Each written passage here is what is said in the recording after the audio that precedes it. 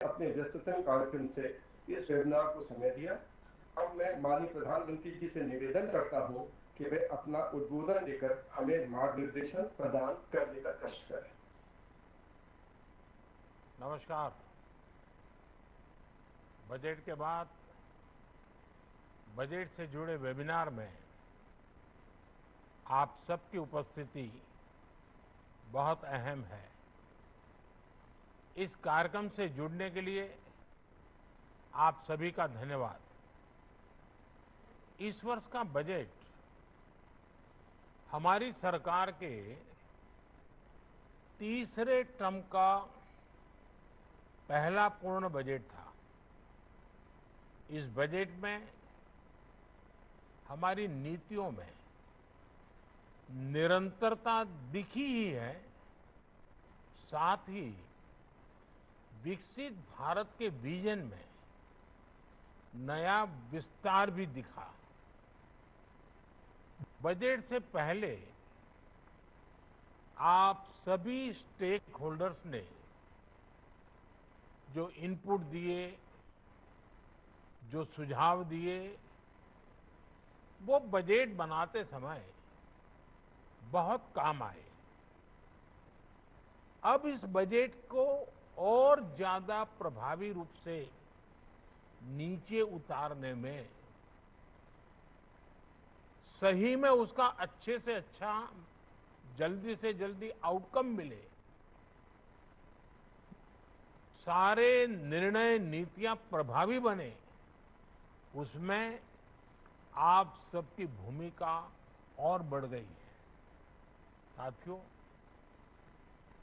विकसित भारत के लक्ष्य की ओर बढ़ रहे भारत के संकल्प बहुत स्पष्ट है। हम सभी मिलकर एक ऐसे भारत के निर्माण में जुटे हैं जहां किसान समृद्ध हो, किसान सशक्त हो। हमारा प्रयास है कि कोई किसान पीछे न छूटे। हर एक किसान को आगे बढ़ाएं। हमने कृषि को विकास का पहला इंजन मानते हुए अपने अन्नदाताओं को गौरवपूर्ण स्थान दिया है। हम दो बड़े लक्ष्यों की ओर एक साथ बढ़ रहे हैं। पहला, कृषि सेक्टर का विकास, और दूसरा, हमारे गांवों की समृद्धि। साथियों, पीएम किसान सम्मान निधि योजना 6 साल पहले लागू की गई थी। इस योजना के तहत अब तक लगभग 4.25 लाख करोड़ रुपए किसानों को मिल चुके हैं। इतनी राशि करीब करीब 11 करोड़ किसानों के खाते में सीधे पहुंचाई गई है। 6,000 रुपये सालाना की इस आर्थिक मदद से ग्रामीण अर्थव्यवस्था सशक्त हो रही है।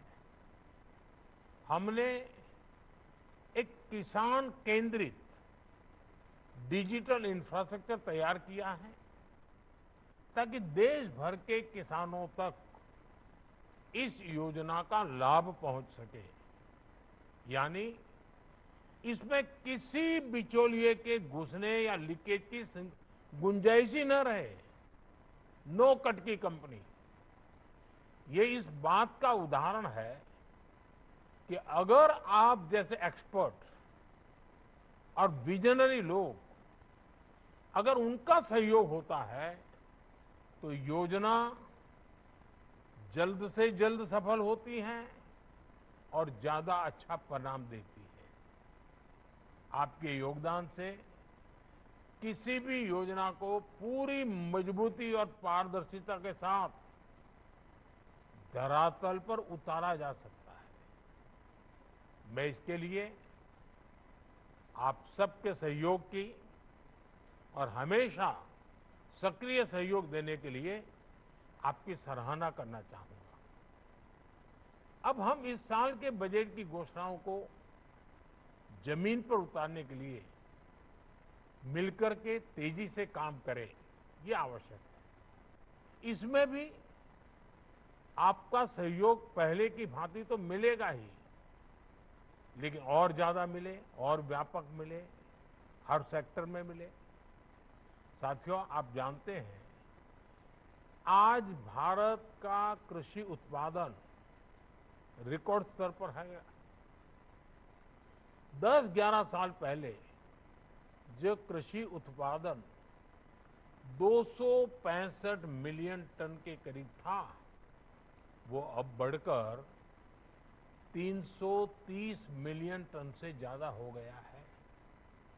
इसी तरह बागवानी में जुड़ा उत्पादन बढ़कर 350 मिलियन टन से ज्यादा हो गया है। ये हमारी सरकार के बीज से बाजार तक की अप्रोच का परिणाम है। कृषि सुधार, किसानों का सशक्तिकरण और मजबूत वैल्यू चेन ने इसे संभव बनाया है।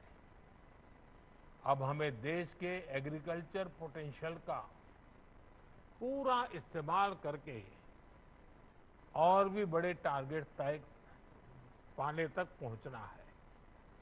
इसी दिशा में हमने बजट में पीएम धन धान्य कृषि योजना का ऐलान किया है। ये मेरे लिए अत्यंत महत्वपूर्ण योजना है। इसके तहत देश के 100 सबसे कम कृषि उत्पादकता वाले जिले, लो प्रोडक्टिविटी वाले जिलों के विकास पर फोकस किया जाएगा। आप सबने विकास के कई पैरामीटर पर एस्पिरेशनल डिस्ट्रिक्ट कार्यक्रम से मिले नतीजों को देखा है। इन जिलों को कोलैबोरेशन, गवर्नेंस और हेल्दी कंपटीशन का और कन्वर्जेंस का बहुत फायदा मिल रहा है। मैं चाहूंगा कि आप सभी ऐसे जिलों से मिले परिणामों का अध्ययन करें और उसकी लर्निंग से सीखते हुए पीएम धनधान्य कृषि योजना को इन 100 जिलों में बहुत तेज गति से आगे बढ़ाएं। इससे इन 100 जिलों में किसानों की आय बढ़ाने में मदद मिलेगी। साथियों, पिछले कुछ वर्षों में हमारे प्रयासों से देश में दाल का उत्पादन बढ़ा है और इसके लिए मैं किसानों का अभिनंदन भी करता हूं। लेकिन अभी भी हमारी घरेलू खपत का 20% विदेशों पर निर्भर है, आयात पर निर्भर है। यानी हमें अपने दलहन उत्पादन को बढ़ाना ही होगा।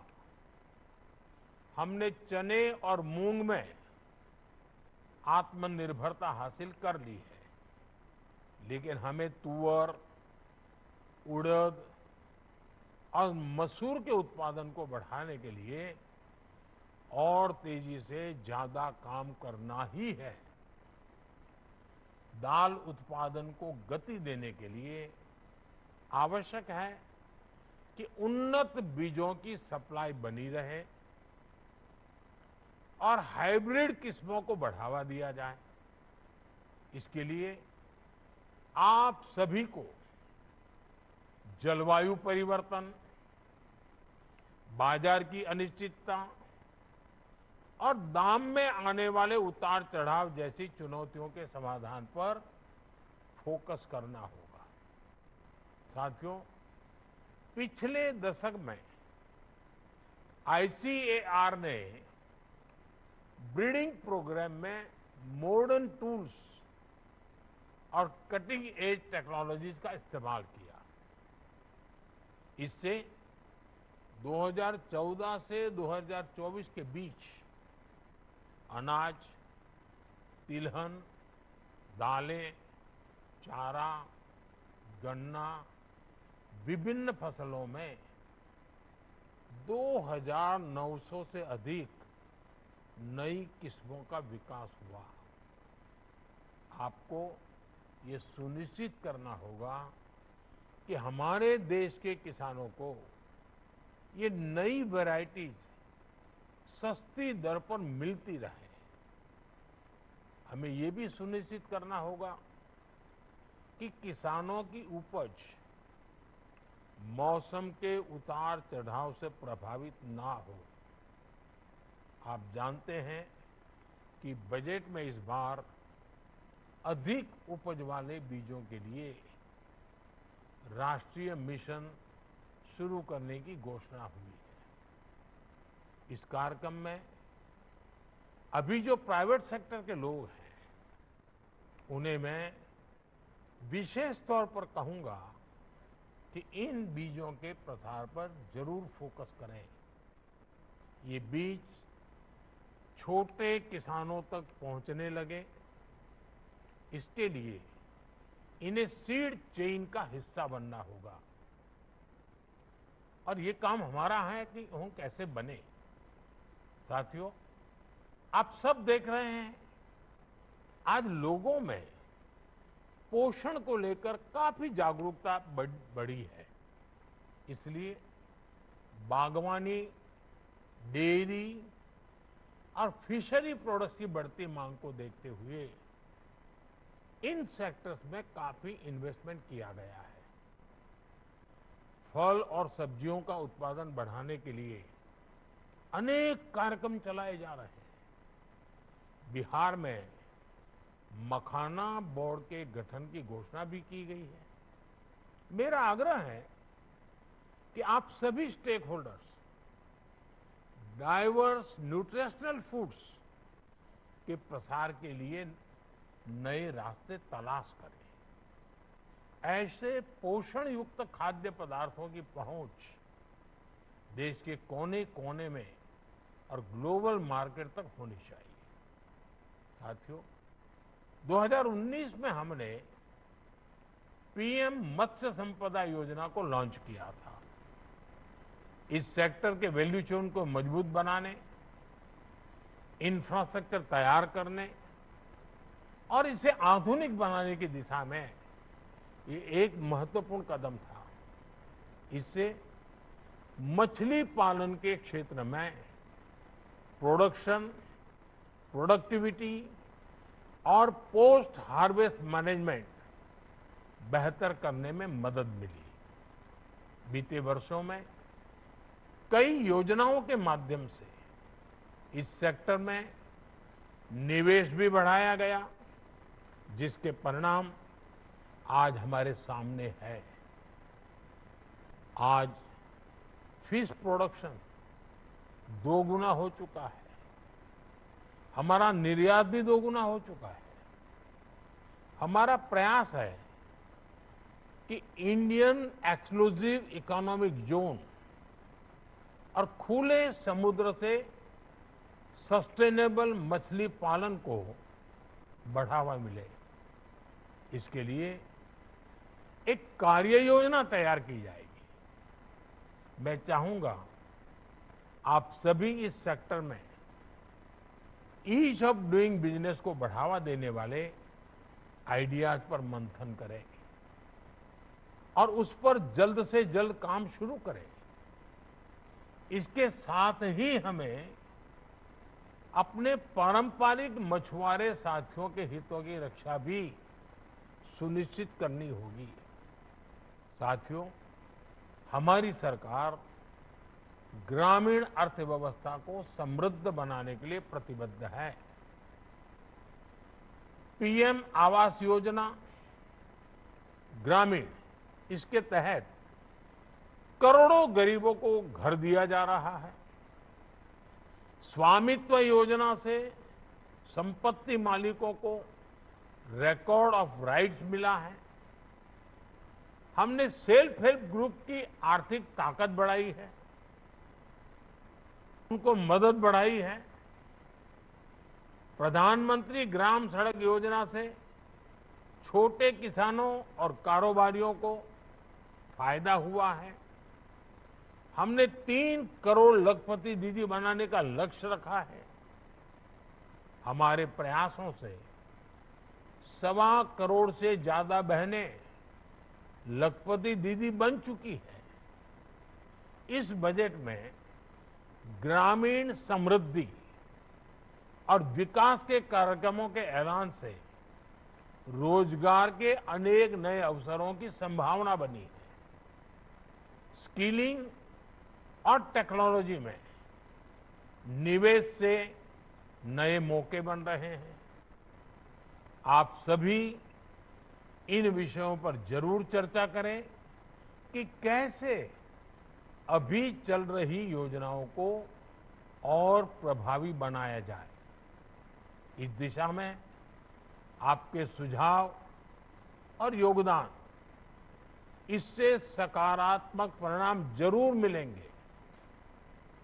हम सभी की सक्रिय भागीदारी से ही गांव सशक्त होंगे, ग्रामीण परिवार सशक्त होंगे और मुझे विश्वास है कि ये वेबिनार सच्चे अर्थ में जल्द से जल्द, कम से कम समय में अच्छे से अच्छे ढंग से बजट को क्रियान्वित करने का, और वो भी आप सबके सहयोग और सुझाव से करने का। अब ऐसा ना हो कि इस वेबिनार में बजट नया बनाने की चर्चा हो। अभी ये बजट बन चुका है, अभी योजना आ चुकी है। अब हमारा सारा फोकस एक्शन पर होना चाहिए। एक्शन के अंदर कठिनाइयां क्या है, कमियां क्या है, किस प्रकार के बदलाव की जरूरत है, उस पर जरूर हम ध्यान दें। तब तो जाकर के वेबिनार परिणामकारी होगा। अन्यथा हम 1 साल के बाद जो बजट आने वाला है उसकी चर्चा आज कर लेंगे तो अभी जो हुआ है उसका फायदा नहीं मिलेगा। और इसलिए मेरा आप सबसे आग्रह है कि हम जो बजट आया है, अब उसी बजट से हमने 1 साल में लक्ष्य हासिल करने हैं।